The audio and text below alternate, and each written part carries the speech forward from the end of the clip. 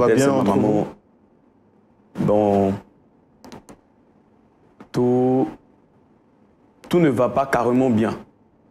Voilà, parce que moi et maman, nous avons eu une diversité d'idées et d'opinions par rapport à un point, à un sujet pour lequel même je suis, je pense, sur ce plateau. Vous savez, je veux dire merci à maman pour tout ce qu'elle a pu faire pour moi. Par son biais, j'ai pu devenir ce que je suis aujourd'hui. Grandir avec l'éducation qu'elle a pu me donner. Faire de moi ce que je suis. Avec le décès de papa et de mon grand frère, que je n'ai pas bien connu. Mais je tiens à dire vraiment merci. Maman, je te suis vraiment reconnaissant pour ça, pour ce que tu as pu faire pour moi. Mais le Seigneur m'a appelé et j'ai reçu l'appel du Seigneur. Et j'ai décidé de le servir. Et donc d'abandonner les voies de l'école pour pouvoir me tourner vers les voies du Seigneur. Et je pense que c'est ce qui est bien à faire lorsque le Seigneur t'appelle. Et j'ai beau expliquer à maman, mais elle me demande de revenir sur mes pas, alors que le Seigneur m'a appelé. Et je mais pourquoi le Seigneur ne m'a pas appelé aussi? Il voulait nous appeler, nous deux. Maman, le Seigneur m'a appelé à le servir.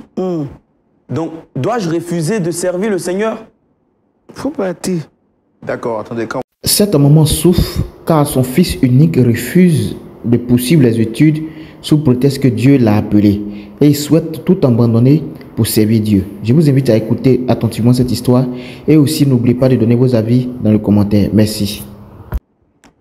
Vous savez que lorsque tu es un enfant de Dieu, tout ce que tu touches est un succès.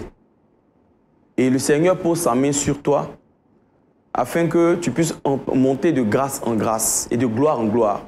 Et je dirais comme ça que mon parcours scolaire a été vraiment waouh, parce que ça allait vraiment à l'école.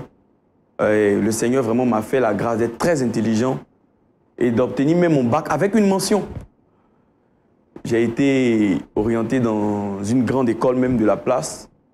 Et c'est après ça que le Seigneur m'a appelé à le servir. Votre appel, comment est-ce que vous l'avez reçu? J'ai été à un programme de prière, à une veillée. Et là, à la fin du programme, il y a le prophète qui m'appelle en aparté et qui me dit comme ça que le Seigneur m'a appelé à le servir et que je devais arrêter de perdre mon temps. Je devais arrêter de perdre mon temps, d'aller à l'école et autres, parce que le Seigneur m'a appelé à le servir. Et si je commence à le servir jeune, je pense que je pourrais faire de grandes choses pour le Seigneur. Et c'est ainsi que j'ai accepté l'appel du Seigneur et je suis allé même à la maison. J'ai fait 40 jours de jeûne et de prière afin que le Seigneur puisse certifier cet appel-là. Et par la grâce de Dieu, il a certifié l'appel. Et j'ai ressenti vraiment que le Seigneur m'avait appelé. Et il fallait que je le serve. Donc vraiment, j'ai décidé d'arrêter tout pour pouvoir servir le Seigneur. Et ça commence déjà bien. Vous étiez en quelle classe quand vous avez entendu la voix du Seigneur vous parler? Disons que j'ai terminé, je venais d'avoir le bac, d'obtenir le bac, avec une mention, comme je l'avais déjà dit. Et c'était pendant les vacances qu'il y avait eu ce programme. Et c'est lors de ce programme, avec les amis, le prophète m'appelle en aparté, moi. Pourquoi ne pas appeler les autres? Et c'est moi qui l'appelle. C'est que vraiment le Seigneur avait vraiment parlé pour moi. Est-ce que vous croyez que servir Dieu et aller à l'école sont deux choses opposées? Vous savez, Jésus n'est pas allé à l'école. Mais il a suivi la voie du Seigneur. Il a suivi la voie de son Père. Et Dieu l'a élevé. Il est mort à la croix. Il est ressuscité. Il a guéri des malades. Il a ressuscité des morts. Et je pense que l'éducation ne fait pas de nous un pasteur, comment dirais-je, un pasteur accompli. Il faut dire que c'est l'appel du Seigneur qui te permettra, toi, appelé, de pouvoir servir le Seigneur lorsqu'il le veut et lorsqu'il te le demande. Donc pour vous, quand on est pasteur, peu importe le niveau d'études, on peut le servir sans être allé à l'école. Justement, c'est clair et net. On n'a pas besoin de grands diplômes pour pouvoir servir le Seigneur. Mais pour servir le Seigneur, on va à l'école pastorale. On s'en va chercher quoi là-bas? Il n'y a pas d'école? C'est pas même école là. Maman, je viens de le dire. Il faut aller chercher tout mon argent et puis tu vas envoyer, tu viens de le dire. Frère Roland, vous voyez vous-même, je pense que vous ne pouvez pas être contre le fait que j'ai décidé de suivre le Seigneur et d'abandonner les bancs. Alors, très cher monsieur Jérôme, votre mère n'a rien avec le fait que vous serviez Dieu ou que vous deveniez pasteur, mais pour elle, elle aurait voulu que vous finissiez votre parcours scolaire et comme ça, quitte après de devenir pasteur. Vraiment, ce n'est pas possible. C'est pas possible. Parce que je ne peux pas retarder l'appel de Dieu pour des futilités. Tu sais, je sais déjà lire. Je sais déjà écrire. Dois-je encore continuer? Faire quoi à l'école? Alors que le Seigneur m'appelle. C'est son appel actuellement qui est pressant. Pour moi. Non, moi, c'est dans ce qu'on va mourir. Maman, je sais que tu as tout fait pour que je sois un cadre de ce pays. Oui, c'est pourquoi toi, tu as tout fait pour payer maison, si et puis j'ai dormi. Dans ce qu'on boit musique, va me piquer juste ça. C'est dans ce qu'on boit prendre mon casal pour envoyer dans mon village. Maman, je pense que par la grâce de Dieu, nous allons sortir de ce Sikobois. Donc tu sais que je suis dans ce qu'on boit. Parce que pour vous servir Dieu, s'oppose diamétralement avec le fait d'aller à l'école. Qu'est-ce qui vous empêchait de terminer votre cursus scolaire? C'est une perte de temps. C'est une perte de temps. Parce que déjà, savoir lire, savoir écrire te permet de pouvoir lire la Bible, de la comprendre et de pouvoir enseigner ce que tu reçois de la part du Seigneur. Et je vais continuer l'école. Mais qu'est-ce que je vais apprendre à l'école qui va peut-être m'apporter grandes choses dans le ministère du Seigneur, alors que je sais déjà lire, je sais déjà écrire. Et je pense que c'est le moment opportun. Si je me lance là maintenant, je pense que le Seigneur pourra faire de grandes choses avec moi. Je suis jeune. Qu'est-ce que vous savez du Seigneur? Vous savez, notre Dieu est un Dieu de vérité. Et il est aussi un Dieu jaloux. Où est né Jésus? La Bible nous dit que Jésus est né à Bethléem, en Judée. Et à sa naissance, il est né dans une crèche, si je peux le dire ainsi.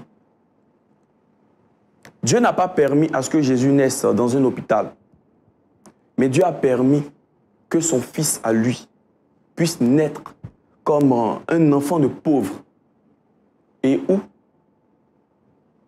Et où? Dans une crèche. Dans un endroit qui était fait pour les animaux. Et c'est là que Dieu a voulu que son enfant naisse. Quand Jésus est né dans la crèche, il a grandi, il a fait bon. Donc on est resté dans ce qu'on voit juste ça, c'est maintenant là. On va grandir aussi. C'est au moment où on grandit, que toi tu travailles où Jésus est né. Hein? Mon ami.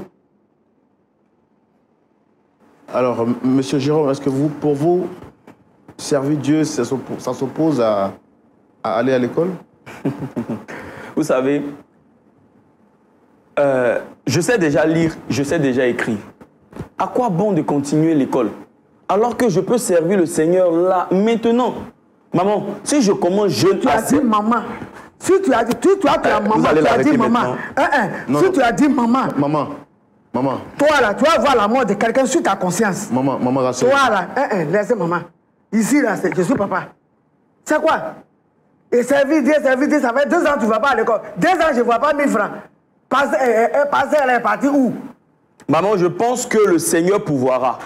Pourvoira, mais tu connais quand si Dieu permet à ce que je puisse le servir, je pense qu'il va pouvoir. Pourvoira, et puis jusqu'à... Non, maman, non. Nous ne sommes pas à ce point-là. Nous ne sommes pas à ce point. N'est-ce pas toi-même qui m'as envoyé à l'église? C'est moi qui t'ai envoyé à l'église. Tu vas me dire maintenant que tu m'as envoyé à l'église comme ça. Bon, mon ami, je ne parle plus. Maman, tu m'as envoyé à l'église. Oui, tu m'as c'est permis vrai. de pouvoir accepter le Seigneur. Et maintenant que le Seigneur me demande de venir le servir, tu vas me demander de... Non, tu vas me dire non. Va le servir. Maman, Mais Dieu- c'est ma décision. Dieu te dit de le servir. Mais ta maman mange caillou. C'est ça le grand Non, problème. maman, tu veux dire que les pasteurs, leurs parents mangent cailloux. Mais là, parce que là, et puis toi, pour toi et moi, là, moi, je n'ai pas papa, je n'ai pas maman, je n'ai pas mari, et puis je n'ai pas enfant. Mais ceux-là qui sont là, leur famille, là, lui, son papa, il a vu son papa, il a vu sa maman. Peut-être son grand-père vit. Tu ne connais pas? Tu ne peux pas comparer toi, ta vie à la vie de l'autre, mon ami. Maman, Papa. le Seigneur pourvoira. Ah, d'accord. Et puis, mais il faut lui dire de pouvoir maintenant. s'il ne laisse pas tomber les oiseaux du ciel, comment nous, ces enfants, il va nous laisser tomber? Oiseau, moi, il marche sur mes pieds. Oiseau, il était là quand il a pris mon mari. Oiseau, il était là quand il a pris mon enfant. Oiseau, il était là quand il était dans les bricolages pour mettre mon enfant à l'école. Pourquoi où il enlève Oiseau là? Il n'enlève pas pour toi là-bas. Je m'en vais vendre du riz. Riz là, on s'en vend, on s'en payer sur la route des gagnants là-bas, dans les campements là. Quelquefois, tu as fini de payer. Il n'y a pas de camion. Tu as dire aux enfants là, ils vont mettre sur la tête. C'est ta vie que tu as risquée. Aujourd'hui, là, je ne peux même pas soulever ce dos pour dire que je peux vendre. Donc, je ne peux plus vendre. Mon ami, je ne te parle de ma nourriture. Est-ce que Oiseau et moi, on est même chose? D'accord. Je pense que nous perdons notre temps. Hein.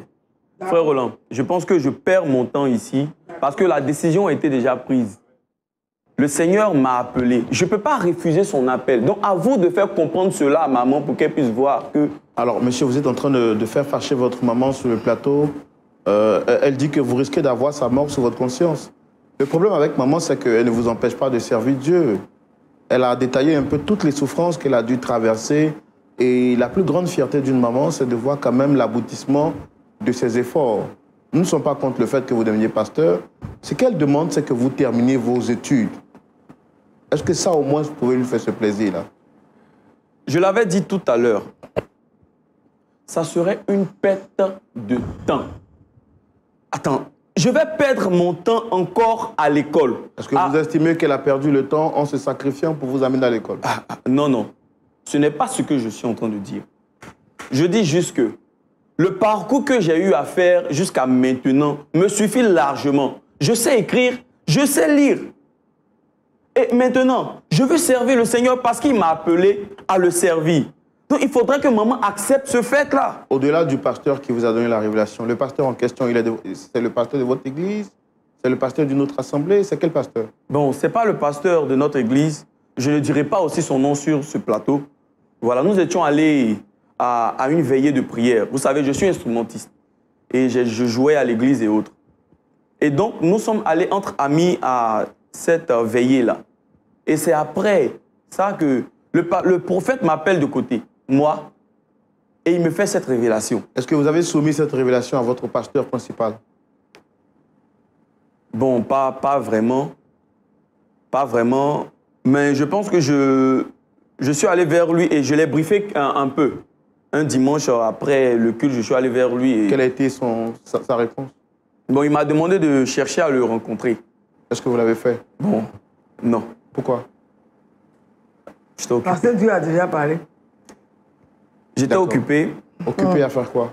Lorsque le Seigneur m'a appelé, m'a dit que je devais le servir, immédiatement, j'ai commencé ce qui devait être fait. Et qu'est-ce que vous faites actuellement comme service de Dieu? C'est quoi pour vous servir Dieu? Pour moi, servir Dieu, c'est d'annoncer la bonne nouvelle. C'est d'aller partout le monde et d'annoncer la bonne nouvelle. C'est pour ça même que j'ai acheté l'appareil Bluetooth avec le micro que tu as vu à la maison. Qu'est-ce que vous faites exactement en tant que serviteur de Dieu là? Bluetooth, on met ça dans la maison. Bluetooth, et puis appareil, et puis dans ce qu'on voit. Quand il pleut, tu t'assois comme ça, tu mets tes pieds en haut, parce que l'eau va passer en bas de toi. Ça va, mais Bluetooth. Bluetooth va faire quoi, moi? C'est avec cet appareil Bluetooth-là que je me rends à des carrefours pour pouvoir annoncer la parole de Dieu. Pour que des âmes, par ma voix, puissent reconnaître que Jésus est Seigneur et puis qu'ils puissent se convertir. Est-ce que si vous allez à l'école, ça vous empêche de pouvoir annoncer l'évangile? En quoi est-ce qu'aller à l'école vous empêcherait d'aller au carrefour pour prêcher l'évangile? Vous savez, chaque chose a son temps. Et c'est le temps du Seigneur pour moi. Donc, si je comprends bien, vous voulez m'empêcher de servir le Seigneur. C'est ça. Ce que je veux que vous compreniez, moi, non, je ne veux pas vous empêcher. Non, ce n'est pas ce que vous êtes en train de dire. Vous êtes en train de m'empêcher de servir le Seigneur. Donc vous êtes un frein à mon bonheur. Nous sommes des démons, ouais. Maman l'a dit. Nous sommes des démons. D'accord. Je pense que j'ai compris votre point de vue. Moi, mes questions, c'était vraiment pour comprendre votre position et celle de votre mère. Maintenant que tout est clair, je pense qu'il est important pour nous d'avoir l'avis de notre pasteur consultant. Pasteur Tchoumou. Oui. Permettez-moi l'expression.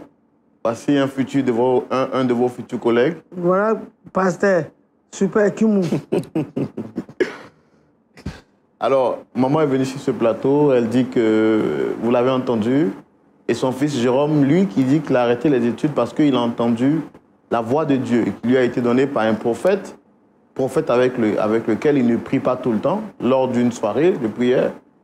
Et il aurait reçu cette confirmation après 40 jours de jeûne. Il décide donc de tout arrêter parce que pour lui, aller à l'école serait désobéir à la voix de Dieu qu'il a entendue. Pasteur, est-ce que c'est comme ça que Dieu vous a aussi appelé? Merci, mon bien-aimé Roland. C'est Dame... Dame Oka. Dame Oka. Oui, pasteur. Comment tu vas? Ça va. D'accord. Tu veux pas que ton enfant soit pasteur? Je n'ai pas refusé qu'il soit pasteur. D'accord. Parce que vous qui êtes pasteur, vous êtes enfant de femme, non? Mais c'est la manière là qui ne m'a pas plu. D'accord. Dieu l'a appelé, on lui a dit que Dieu l'a appelé. Mais dans sa Bible, là, il n'a pas lu quelque part où Dieu a mis un esprit de mensonge dans les prophètes pour venir mentir. Alors le prophète, moi, je ne suis pas marié. Je reprends la question. Et puis, on était à l'église. Le pasteur a dit que dimanche prochain, là, il y aura réunion des femmes. Et ce dimanche-là, il a invité quelqu'un qui a dépassé un peu le temps. Bon, comme moi, j'aime jouer la comédie, quand on a fini, puis on dit réunion des femmes, il dit, hey, que nos maris ne viennent pas ici, là, faut pas, nos maris vont nous divorcer. Hein. Il y a une dame qui venait d'arriver dans l'église, elle dit qu'elle est prophétesse. Amen. Alors, quand elle dit, nos maris vont nous laisser, hey, moi, je suis sorti. Les femmes l'ont dit, oui, c'est vrai, c'est qu'elle dit les juste. Et puis on est sorti. Le dimanche qui a suivi, j'étais témoin et conseiller, donc les nouvelles personnes, c'est moi qui les entretenais. J'ai dit à mon fils qu'il y a un prophète de mensonges aussi. La femme là-bas dit, on va s'asseoir. Maman, je veux te voir. Hein. Je veux te voir. Il dit d'accord. Attends que je finisse avec les autres. J'ai fini donc avec les nouvelles personnes. Elle s'approche de moi. Oui, Dieu dit, comme ton mari ne vient pas à l'église et puis tu viens à l'église, ton foyer est menacé. Je vous ai dit que je ne suis pas marié. Foyer qui est menacé, je trouve ça où? Mon ami, elle dit ton foyer est menacé, donc il faut beaucoup prier. Il a dit il n'y a pas de problème. Il faut me soutenir en prière. Parce qu'il y a entre Dieu et moi, là, il y a abîme. Lui, il ne peut pas me parler, c'est par toi, il passe. Demandez à maman de répondre à la question. Va lui dire que, je pense qu'on perd du temps. Va lui dire que je suis d'accord, je veux me marier maintenant, il n'a qu'à avoir un mari là. Et puis, ce foyer-là ne sera pas troublé. C'est là, maintenant, il va se lever pour aller demander à la femme du passé. La maman, là, elle n'est pas mariée. La femme du passé dit non. C'est la maman de l'église, elle n'est pas mariée. Et elle n'a pas menti. Ça, là, s'il était dans le foyer, là, que mon mari ne venait pas effectivement à l'église, là, je n'allais pas croire à ça. Ton pasteur dit, viens, on va s'entretenir. Tu n'es pas parti chez le pasteur. Ok. Merci. Mon ami, j'ai répondu, non? Oui, tu as répondu. Ok. C'est Jérôme, hein? Oui, c'est Jérôme. Jérôme, ça va? Oui, ça va très bien même, pasteur. Je suis content que tu dises que tu as reçu l'appel de Dieu. Mais il y a quelque chose qui m'intrigue un peu. C'est que, en répondant à la question de Roland, tu as dit que ce n'est pas ton pasteur et que tu es instrumentiste. Tu as été invité pour aller jouer. Et le prophète t'a dit que tu es appelé. Est-ce qu'avant ça, toi-même tu sentais l'appel de Dieu? Pas vraiment. Pas vraiment, parce que... Est-ce que tu sentais l'appel de Dieu? Non ou oui? Non. Non. Tu dis aussi que tu voulais la confirmation de l'appel. Donc, tu as fait 40 jours de jeûne et prière. Dieu a confirmé l'appel comment? Vous savez, lorsque tu demandes quelque chose à Dieu, il a plusieurs façons de te répondre. Pendant mes 40 jours de jeûne et de prière, je m'étais isolé. Moi-même ne savais même pas où j'étais. Il t'a répondu comment? Il m'a répondu, il m'est apparu et il m'a dit que mon fils, je t'appelle à me servir. Dieu t'est apparu. Il m'est apparu. Tu as vu Dieu vis-à-vis. Vous savez, Tu as vu Dieu vis-à-vis. Nous ne pourrons pas voir le Seigneur carrément vis-à-vis en chair. Mais il apparaît à une personne en lumière, car il est être de lumière. Et c'est cette lumière qui m'a vraiment frappé. Mon petit, il faut, quand tu parles avec moi là, il faut dire la vérité. Et puis, il faut te respecter. Tu as compris? Toi, tu as fait 40 jours. Oui. De jeûne. Pour avoir la confirmation. Tu prends Dieu là comment? Si Dieu t'appelle à le servir, pourquoi il ne te dit pas et qu'il attend 40 jours pour apparaître, pour que tu le vois, pour dire je confirme que je t'ai appelé? Pourquoi? Toi-même là, tu es un être humain comme ton prophète là, qui ne te connaît pas, où tu es parti jouer une seule nuit là. Et puis c'est lui qui a le calendrier de ta vie en main là. Dieu ne peut pas te dire à toi. Et puis il va passer par quelqu'un d'autre. Et ça va conditionner ta vie. Ça va conditionner ta vie jusqu'au point où tu dis que tu as fait 40 jours de jeûne pour avoir la confirmation. Tu sais, l'appel de Dieu ne s'improvise pas. Dieu ne fait pas les choses par hasard. Dieu, là, avant que tu ne sois formé dans le sein de ta mère, s'il t'avait appelé là, il t'a appelé et il t'a consacré avant que tu ne sois né. Ce n'est pas un individu qui va te dire que tu es appelé. Roland, moi je vais dire ici, Oui, pasteur. il y a beaucoup de gens, ces soi-disant hommes de Dieu, qui détruisent la vie des jeunes filles, des jeunes gens et tout ça. Il n'y a pas que le problème de l'appel, hein, pour dire que tu es appelé. Moi, je te dis qu'il y a une jeune fille que moi je connais. Chaque fois qu'un frère se présente pour dire que je veux t'épouser, elle refuse. Parce qu'au cours d'une veillée également, un prophète lui aurait dit que ton mari là, c'est un blanc. Donc c'est blanc, elle attend. Donc, tout le monde passe, elle dit que ce n'est pas la volonté de Dieu. Nous avons plusieurs exemples de l'appel de Dieu dans la Bible. Et nous-mêmes aussi, nous avons reçu l'appel de Dieu pour le servir aujourd'hui.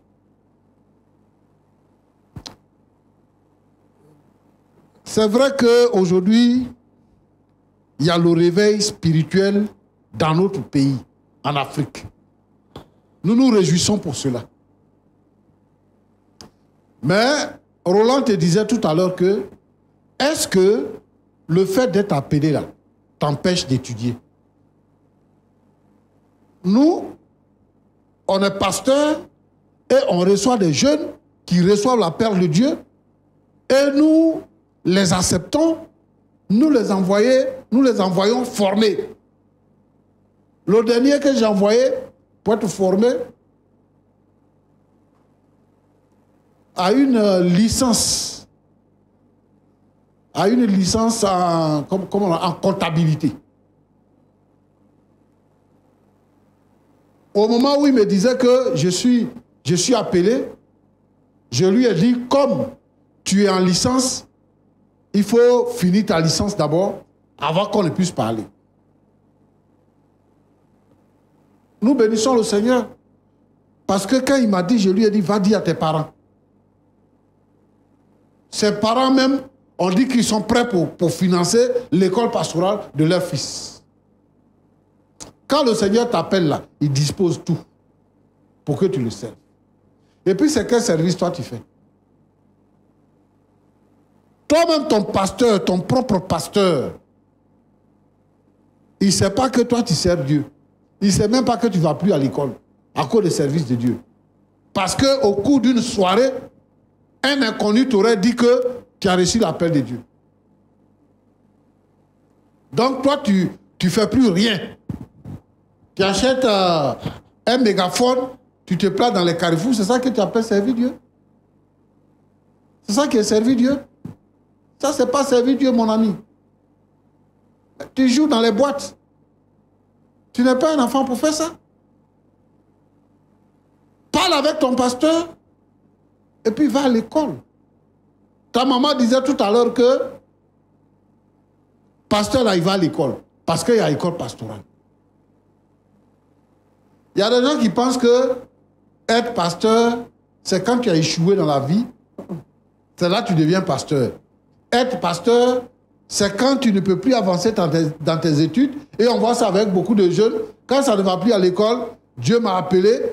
Et comme je ne réponds pas, donc mes études ne marchent pas. Quand on voit quelqu'un, il chôme et il n'a pas de travail, il dit Dieu m'a appelé. Comme je ne réponds pas à l'appel, c'est ça, je n'ai pas de travail. Ce n'est pas vrai. Ce n'est pas vrai.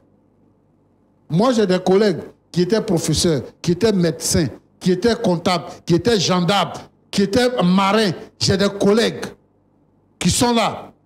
Et il peut se présenter à vous pour que vous les voyez. Et puis, servir Dieu, il y a deux façons. On peut servir Dieu à plein temps et on peut servir Dieu à mi-temps. Dans certaines églises, le pasteur travaille, il a son travail, et puis il dirige l'église. Et dans d'autres églises, le pasteur travaille en plein temps. Ce que ta maman est en train de dire a beaucoup de mérite. Pourquoi? Parce que termine tes études. Dieu ne fuit pas. Dieu ne fuit pas, Dieu est là. Depuis que nous, on a commencé à servir le Seigneur, tu sais, ça fait combien d'années? On est là. On sert le Seigneur. Qu'est-ce que toi, tu as fait d'extraordinaire pour arrêter brutalement sans formation? Parce que les gens qui n'ont pas d'argument, c'est eux qui voient tout le monde pour dire Dieu t'a appelé, Dieu dit que tu es ma femme, Dieu dit que tu vas voyager, Dieu dit que tu vas avoir tel... C'est de la divination, en fait. Ce n'est pas le service de Dieu. Donc, Roland, moi, je suis d'accord qu'un jeune élève, étudiant, reçoive l'appel de Dieu. Mais lui-même, il a dit que chaque chose a son temps. Et Dieu a un temps pour chacun. Comme il a appris à lire et il a appris à écrire, il n'a qu'à lire la Bible. Quand David a été un roi, il n'est pas devenu roi automatiquement. Il a eu un temps de formation pour que Dieu l'établisse. Il a été d'abord roi chez lui avant d'être roi de tout Israël. Donc, je veux dire quoi? Je veux dire que, comme tu parles de temps de Dieu, c'est par étapes que Dieu fait les choses. Ta maman est en train d'évoquer un problème. Et elle a dit clairement que ce n'est pas parce qu'elle est opposée au fait que tu deviennes pasteur, mais c'est la manière que tu es en train d'utiliser. C'est ça qui ne lui plaît pas. Si tu es vraiment appelé pour servir le Seigneur, tu n'as pas à emprunter les raccourcis. Va à l'école. Le Seigneur qui t'a appelé là, il ne ment pas. Il va créer les conditions, toutes les conditions nécessaires pour que tu le serves. Moi, je serais content un jour de t'avoir comme collègue à côté de moi. Mais la voie que tu utilises là, c'est la mauvaise manière. Le fait d'avoir un mégaphone pour aller dans les carrefours, pour aller prêcher, tu dis que tu sais Dieu, ça fait 2 ans. Ça fait 2 ans. Mais pourquoi ne pas dire à ton pasteur que tu es appelé? Pour que ton pasteur t'inscrive sur la liste des prestataires. Pour qu'on te suive normalement et que tu suives une formation à l'école pastorale. Et que tu deviennes pasteur, tu diriges une église. Où tu vas là? C'est à l'église que ta maman t'a envoyé. Ce n'est pas dans les rues. Où toi tu dis que tu prêches l'évangile dans les rues, tu ne sais même pas à qui tu prêches. Et puis les gens, ils entendent, ils passent. On voit ceux qui prêchent dans les rues, on sait comment ça se passe. Les gens qui prêchent au marché, qui prêchent dans les gares, qui prêchent partout, ils parlent seulement. Ils parlent seulement et puis tout le monde passe. C'est quelle âme vous gagnez? Vous ne gagnez pas d'âme. L'évangélisation elle-même, elle est organisée. On gagne les âmes, on les encadre et on les intègre. Mais vous prêchez comme ça. Et vous racontez votre vie parce que vous ne savez rien. Vous racontez votre vie. Moi, je demande à ces personnes-là vraiment de changer de méthode. Il y a la meilleure méthode. Dans vos cas, si Dieu appelle un homme, on ne peut rien faire pour empêcher l'appel. Parce que c'est Dieu qui a appelé. Si Dieu appelle un homme, Dieu s'occupe de lui. Dieu n'appelle pas les gens pour les rendre misérables. C'est vrai que nous ne prêchons pas l'évangile de la prospérité. Mais celui que Dieu appelle là, Dieu prend soin de lui. Et Dieu prend soin de ses parents, de ses enfants, de sa famille. Dieu prend soin d'eux. Si vraiment Dieu a appelé ton fils, tu n'as pas à t'inquiéter. Pour dire que moi je suis dans Sikobois et que tu dis que tu es pasteur. Pasteur là, c'est travail. C'est le travail le plus noble. Hein? Pour dire que je suis dans Sikobois, c'est dans Sikobois il est mourir. Si Dieu appelle un homme et Dieu vient satisfaire à un besoin spirituel. Donc, cela est accompagné. C'est ça, la Bible dit que quand Dieu appelle un homme, il le qualifie. Quand il envoie en mission, il pourvoit. Tu as dit tout à l'heure que Dieu pourvoit, Dieu pourvoit. C'est quand il va pourvoir. Hein, moi, je ne suis pas un oiseau. Non, moi, je veux te rassurer pour dire que ton enfant, on va l'encadrer. On va parler avec lui. En dehors du plateau, on va l'encadrer, on va parler avec lui. Pour que s'il est dans l'erreur, il puisse changer. Mais s'il n'est pas dans l'erreur et que effectivement Dieu l'a appelé, mais c'est par manque de sagesse et qu'il agit comme ça, nous allons lui montrer la voie à suivre. Mais je veux dire que Dieu est souverain, Dieu pourvoit et Dieu est capable de tout. Et que le travail du pasteur, c'est le travail le plus noble. Et que Dieu satisfait tous les besoins. Donc, tu n'as pas à t'inquiéter. Si ton fils a reçu vraiment un appel de Dieu, Dieu va le bénir et Dieu va te bénir. Amen. Que Dieu vous bénisse. Amen. Merci beaucoup, Pasteur Tchoumo. Vraiment, merci beaucoup. Merci, papa. Merci beaucoup. Maman, vous avez entendu le Pasteur Tchoumo. Votre cœur est comment maintenant? Ah, merci. Je vous ai dit que c'est... J'ai regardé à la télévision et j'ai dit, mon problème là, c'est là-bas, il y a toujours une solution. C'est parce que je vous ai fait confiance que je suis venu chez vous. Et puis vous allez me parler, je vais dire quoi encore? Ce qu'il a dit là, ça me va droit au cœur. Seulement, soutenez-moi en prière. D'accord. Voilà. Soutenez-moi en prière et puis bon, Dieu va vraiment pouvoir nous bénir. D'accord. Monsieur Jérôme, vous avez entendu les conseils du Pasteur Tchoumo. Quelque chose à dire? Il n'a plus rien à dire, il va venir chez lui, les deux vont parler. Lui, il ne parle plus. Merci, Pasteur Tchoumo. Non, non. Merci, frère Roland. Merci encore, maman. Mais vous savez, mon prophète m'a dit que le Seigneur m'a appelé. Et c'est avec lui-même que j'ai tenu ces 40 jours de jeûne et de prière. Et c'est avec lui aussi que j'ai reçu cette conviction. Il m'a dit comme ça que dans ses premiers pas, c'était ça l'évangélisation. Et ce sont ces pas que je suis en train de suivre. Et petit à petit, Dieu va m'élever. J'ai compris tout ce qui a été dit, mais je dirais comme ça que le temps de Dieu, pour moi, c'est maintenant. Donc je compte le servir et petit à petit, il va nous sortir de là où nous sommes. Dans les rues, sans formation, sans écouter. La formation, c'est Dieu qui la donne. Et il est souverain. Oh, il a fait école pastorale.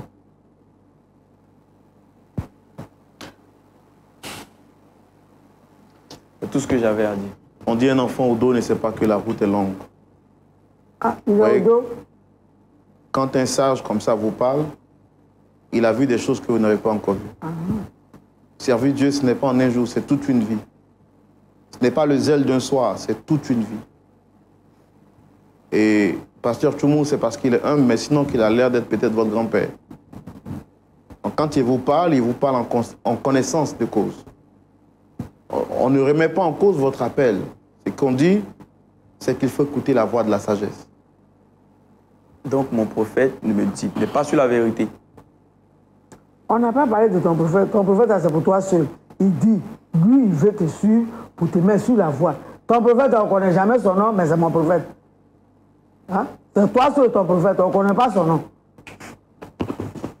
D'accord, pasteur. Nous allons nous séparer, pasteur. On aura le temps de... Maman, on aurait vraiment voulu que la situation trouve... Mon ami, mon côté là, c'est ce que je pense à que je vous ai dit. Oui. Je suis venu vers vous parce que je vous ai fait confiance. Même si vous me dites, il faut venir dormir, je tout de suite je vais venir dormir parce que je vous fais confiance. Donc ce qu'il a dit là, je passe plus derrière. Son appel là, il n'est qu'à aller à son prophète. Il n'est qu'à aller à son prophète. Que Dieu les accompagne. Je n'ai plus rien à dire, je n'ai plus rien à ajouter. D'accord. Je vous dis merci.